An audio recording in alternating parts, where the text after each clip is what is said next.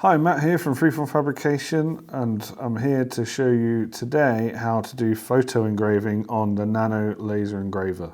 So the first thing we need to do is look at this little sort of picture icon here, and to bring in a picture of the photo that we want to do, and we want to do this adorable little puppy today. So firstly, reduce it in size and press C to center it in the workspace, and then keep reducing down. And there we are. So obviously you can look at the size in this box here, just to reduce it down to a particular size if you need to.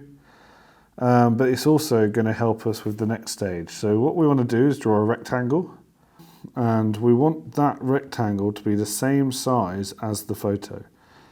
So what we're going to do is we're going to click on X for the photo, copy and paste it in the X for the rectangle. We want the padlock to be unlocked.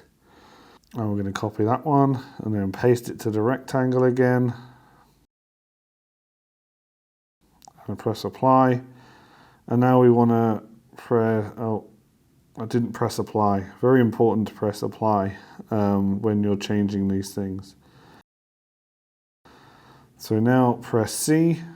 And you see the rectangle overlaps exactly in the same place as the photo.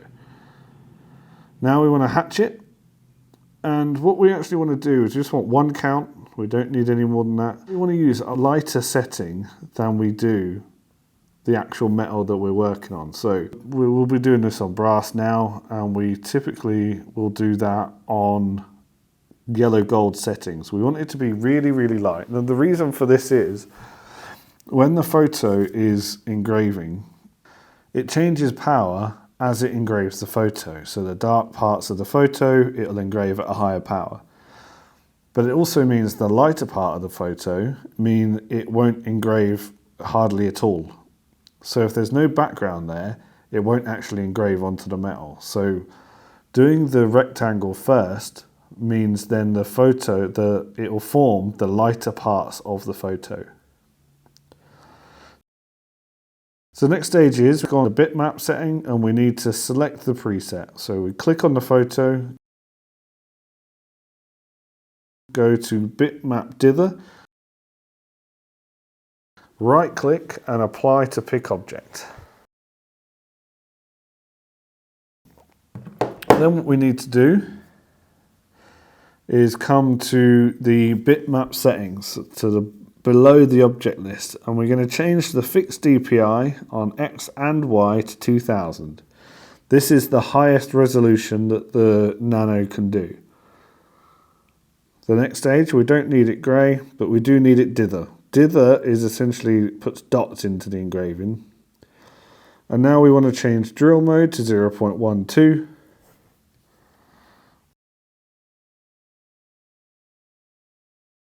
And press apply. Now these are some really standard settings for photos. Sometimes you might find if the photo engraving is too light, we might use a 0.14 dither or a 0.16 dither, and that can help with engraving a little bit deeper, a little bit darker. The next thing we want to do is make sure that the rectangle is engraved first. So on the object list here, we're going to move the hatch up, right click and say move to top. So it's going to do the background first, and then it's going to do the photo. We're going to preview that. We'll make sure it's on the metal. So just move the clamp there until it's on the metal.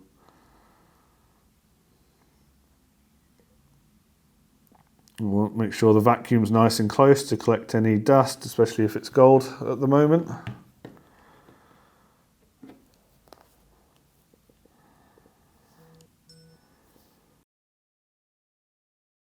So now you'll see what it's doing is a really light engraving pass. So you see it doesn't look like it's engraving very deep, and that's fine. It's not the intention of this type of this part of the engraving. So it's just going to form the background, and then it's going to do a cleaning cycle afterwards.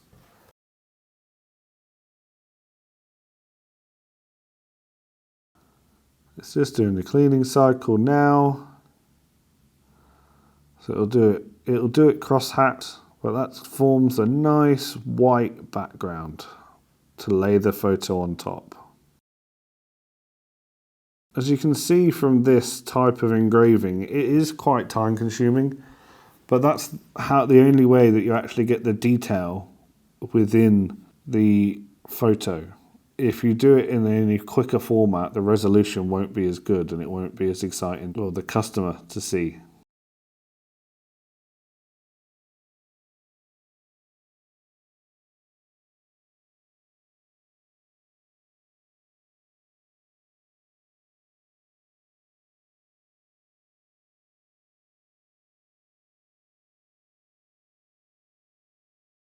And there you have it, a lovely photo engraving. Thank you for watching. If you have any questions, please put it down in the comments below. You can like and subscribe. And if you follow us on Instagram, Facebook, LinkedIn, you'll see lots of tips and tricks get uploaded onto there. Thank you very much. Bye.